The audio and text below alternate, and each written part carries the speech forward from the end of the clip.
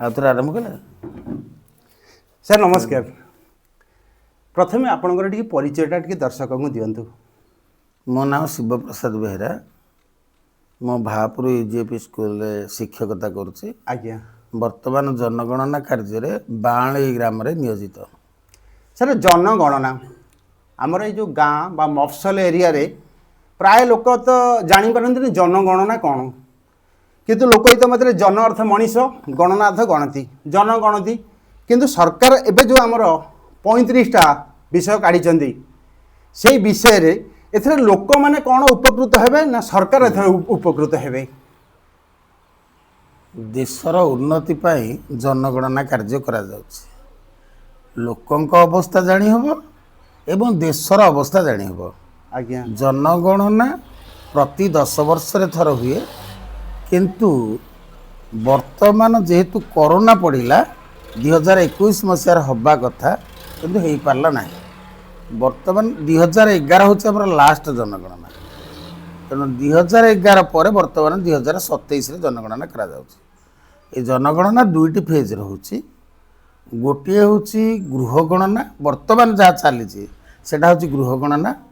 ଆଉ ଫେବୃଆରୀ ମାସ ବେଳକୁ ଆପଣଙ୍କର ଜନଗଣନା ହେବ, ଲୋକଙ୍କ ଗଣତି ହେବ।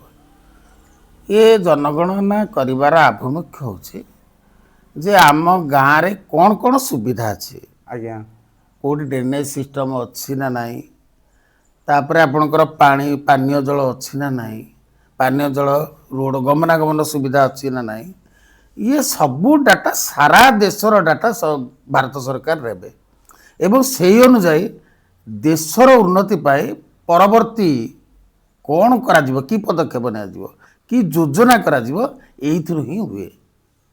ନାଇଁ ମୁଁ କହିବା କଥା କ'ଣ କି ଆପଣ ଆମର ଗାଁ ଗହଳିରେ ସମସ୍ତେ ହେଲେ ଆମର ଚାଷୀବନ୍ଦୀ ଲୋକ, ସେ ଚାଷ ଉପରେ ନିର୍ଭର କରନ୍ତି। ତେଣୁକରି ଏମିତି ଗୋଟେ ଥାନ୍ତା ଯେ ଚାଷୀ ଲୋକର ଆଉ କିଛି କୋଶ୍ଚିନ୍ ନାହିଁ, ସେ ତ ଚାଷ କରେ ଖାଏ। ସେତେବେଳେ ଆମର ଗୋଟେ ଥିଲା ଯେ କ'ଣ ଚାଳ ଘର ହେଇଥିଲେ ମଧ୍ୟ ଗୋଟେ ଝିଅଟିଏ ମିଳିଯାଏ। ଆଜିକାଲି ଗୋଟିଏ ପୁଅ ବାହା ହେବାକୁ ହେଲେ ମିନିମମ୍ ଛାତ ଖଣ୍ଡିଏ ଦରକାର।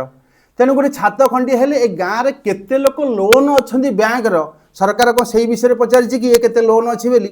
ସିଏ ଗୋଟେ ଗାଡ଼ି ଖଣ୍ଡିଏ କରିଛି, ସେ ଗାଡ଼ିଟା ଲୋନ୍ରେ ଆଣିଛି କି ତା ପାଖେ କ୍ୟାସ୍ ଥିଲା କି ଜାଣିଛି କି? କିନ୍ତୁ ଏଇ ଗାଁରେ ମୁଁ ଦେଖିଛି ଯେ ପ୍ରାୟ 200ରୁ ଉର୍ଦ୍ଧ୍ୱ ଯାଇକି 50 ଡିଗ୍ରୀ ଖରାରେ ଗଲ୍ଫରେ କାମ କରୁଛନ୍ତି।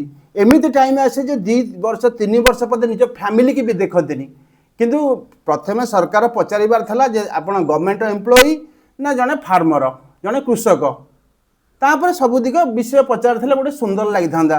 ଏବେ କ'ଣ ଗୋଟେ ଲୋକଟେ ଲୋନ୍ ଆଣିକି ତା ପୁଅ କି ଝିଅ ବାହା କରିବ ବୋଲି ସେ ଗୋଟେ ଘର ଖଣ୍ଡିଏ କରିଛି, ସେଥିରେ ସରକାର ଲେଖିଛନ୍ତି ତାଙ୍କ ଚଟାଣ କେମିତିକା, ତାଙ୍କ ୱାଲ୍ କେମିତିକା, ତାଙ୍କ ସିଲିଂ କେମିତିକା, କି ଆଜି ତାର ଗୋଟେ କ'ଣ ଫଙ୍କସନ୍ ଥିଲା, ସେ ଫଙ୍କସନ୍ ଟାଇମ୍ରେ ସେ କିଛି ଡିଜାଇନ୍ କରିଥିବ, ହଁ କି ପୁଅର ବାର୍ଥଡେ ପାଇଁ କିଏ ତ ସେ ପଇସା ଆଣିକି, କିନ୍ତୁ ସେଇଟା ଆମର ଯେଉଁ ଜନଗଣନା ସାର୍ ଆସିବେ ସେ ତ ସେଇଟାକୁ ଲେଖିଦେଇକି ପଳେଇବେ।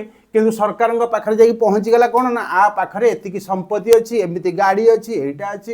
ସେଥିଯୋଗୁଁ ମୁଁ କହିବା କଥା ଯେ ସରକାର ବୁଝିବା ଦରକାର ଯେ ଏ ଜଣେ କୃଷକ ନା ଏ ଜଣେ ସରକାର ଚାକିରିଆ। ନା ଆମେ ସବୁ ପ୍ରକାର ନେଉଛୁ ହଁ ଯେ ସରକାର ଆମ ଘରଟା ଆମେ କରିଛେ, ସରକାର କ'ଣ ଆମ ଘର ନେଇଯାଉଛନ୍ତି କି? ଘର ସରକାର ନେଉନାହାନ୍ତି। ଆପଣଙ୍କର ଯାହା ଆପଣ ଘରର ସ୍ଥିତି ଯାହା ସେଇଟା ଆପଣ କହିବେ ଏବଂ ଆମେ ଲେଖିକି ନେବୁ, ସେଇ ଅନୁଯାୟୀ ସରକାର ଯୋଜନା କରିବେ କ'ଣ କରାଯାଇପାରିବ। ତେଣୁ ୟା ଦ୍ୱାରା କୌଣସି କ୍ଷତି ଆପଣମାନଙ୍କର ହେବାର ନାହିଁ।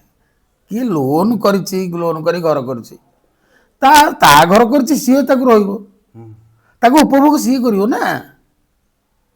ତେଣୁ ସରକାରଙ୍କର କ'ଣ ଅସୁବିଧା ଏଥିରେ ଅଛି? କିଛି ଅସୁବିଧା ନାହିଁ। ଆପଣ ପରିଶ୍ରମ କରୁଛନ୍ତି, ଆପଣ ଘର ଖଣ୍ଡେ କରିଛନ୍ତି, ଆପଣ ହିଁ ତାକୁ ଉପଭୋଗ କରିବେ। ଆଉ ସରକାର କ'ଣ ଆପଣଙ୍କ ଘରକୁ ନେଉଛନ୍ତି ନା କୌଣସି ଆପଣଙ୍କ ଅନୁଦାନ ସୁବିଧାରୁ ଆପଣଙ୍କୁ ବଞ୍ଚିତ କରୁଛନ୍ତି? ସେମିତି ବଞ୍ଚିତ କିଛି ହେଇପାରିବନି। ସାର୍ ଆଉ ଗୋଟେ ମୋର ସୁନ୍ଦର ପ୍ରଶ୍ନ ରହିବ ଯେ ସରକାର ଶିକ୍ଷକମାନଙ୍କୁ କାହିଁ ଏଥିରେ ନିୟୋଜିତ କରିଛନ୍ତି? ଯଦି ଶିକ୍ଷକମାନଙ୍କୁ କରିଛନ୍ତି ତାହେଲେ ଆମରି ଗାଁ ଶିକ୍ଷକ ଗାଁରେ କାହିଁ କଲେନି, ବାହାଲି ଗାଁ ଶିକ୍ଷକ ଆମରି ଗାଁରେ କଲେ? ଯଦି ବାହାରେ ଗାଁ ଶିକ୍ଷକ କଲେ ତାହେଲେ ସେଇ ଶିକ୍ଷକ ଜାଗାରେ ଅନ୍ୟ ସରକାରୀ ଚାକିରିଆ ମଧ୍ୟ ଏଇଟା କରିପାରିଥାନ୍ତେ ନାଇଁ? ଯଦି ହଁ ଶିକ୍ଷକମାନେ ସବୁ ଜାଣିଛନ୍ତି, କିନ୍ତୁ ଆପଣ ଏବେ ଅନ୍ୟ ଗାଁରୁ ଆସିଲେ, ଆମ ଗାଁ ବିଷୟରେ କିଛି ଜାଣିନାହାନ୍ତି। ଆମରି ଗାଁରେ ଯେଉଁମାନେ ଶିକ୍ଷକ ଅଛନ୍ତି ସିଏ ଆମରି ଗାଁ ବିଷୟରେ ସମ୍ପୂର୍ଣ୍ଣ ଡାଟା ତାଙ୍କ ପାଖରେ ଅଛି। ତେଣୁକରି ସରକାର ଯଦି ଶିକ୍ଷକଙ୍କୁ ରଖିଲେ ନିଜ ଗାଁ ଶିକ୍ଷକ ନିଜ ଗାଁରେ ରଖିଥିଲେ ସେଇଟା ସୁନ୍ଦର ହେଇଥାନ୍ତା। ନାଇଁ ଅନ୍ୟ ଗାଁରୁ ଯଦି ଆଣିଲେ ତାହେଲେ ଶିକ୍ଷକ କିଛି ଆବଶ୍ୟକ ନଥିଲା, ଅନ୍ୟ ଏମ୍ପ୍ଲୟିକି ଏଥିରେ ମାନେ ନିୟୋଜିତ କରିଥାନ୍ତେ, ଯାହାଫଳରେ ପିଲାମାନଙ୍କର ଶିକ୍ଷାଟା ଠିକ୍ ଭାବରେ ଚାଲି ପାରିଥାନ୍ତା। ଏବେ ଆପଣମାନେ ଯଦି ଗୋଟେ ଗାଁ ସ୍କୁଲରେ 5 ଜଣ ଶିକ୍ଷକ ଅଛନ୍ତି, ଆପଣ 3 ଜଣ ପଢ଼ିଲେ, ଆଉ 2 ଜଣ ଶିକ୍ଷକ କ'ଣ କଣ୍ଟ୍ରୋଲ କରିପାରିବେ ପିଲାମାନଙ୍କୁ?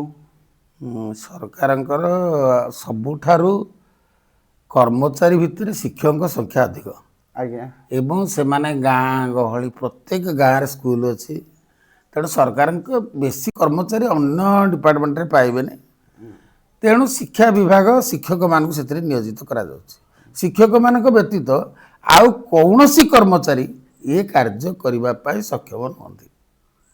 ତେଣୁ ଶିକ୍ଷକମାନେ କରିବେ, ତାଙ୍କ ଜବ୍ ଚାର୍ଟରେ ସେଇଟା ଅଛି, ଶିକ୍ଷକମାନେ କରିବେ। ଆପଣଙ୍କର ଗାଁ ଶିକ୍ଷକ ଆଉ ବାହାର ଗାଁ ଶିକ୍ଷକ ସେଥିରେ କୌଣସି ପାର୍ଥକ୍ୟ ନାହିଁ କି ବହୁତ ଦୂରରେ ଦିଆଯାଇନି। ମୁଁ ଭାବପୁର ସ୍କୁଲରେ ଅଛି, ଏଠି ପଢ଼ିଛି, ଇଏ ସାର୍ମାନେ ଯାଇଛନ୍ତି ନିକଟସ୍ଥ ଗାଁ ଗୁଡ଼ାକରେ ସର୍ଭେ କରୁଛନ୍ତି।